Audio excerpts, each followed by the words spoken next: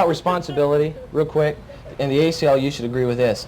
As adults, as parents, number one, we are responsible for 18 and below. They're called minors. If an 18-year-old and below goes out and commits a felon, a misdemeanor, the parent is held responsible in many cases.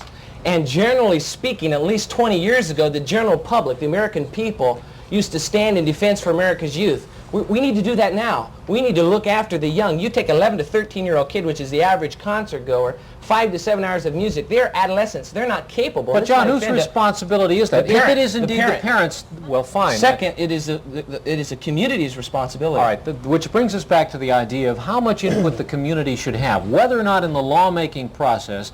And the motion picture ratings that we have today are a spin-off, voluntary industry standards today. For parents. All right, but a spin-off of what existed by law, basically, and by federal government back in the 30s and the early 40s. Basically a spin-off of what was by law.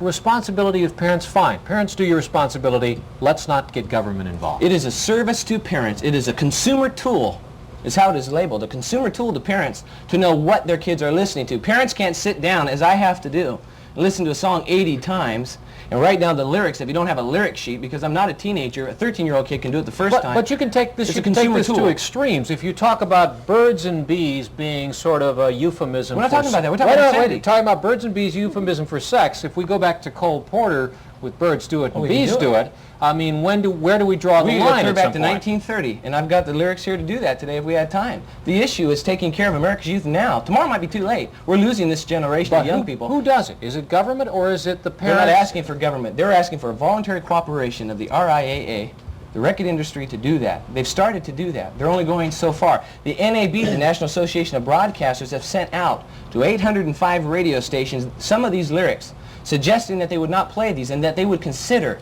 not polluting the minds of America's youth. We had 49 pop stars go and sing We Are the World, trying to raise millions of dollars to feed Africa, when those same pop stars are feeding America's youth a bunch of trash. Okay, now what about an idea, Tom, that you get a list from somebody and it says, we don't want you to play this. These are the records we don't want.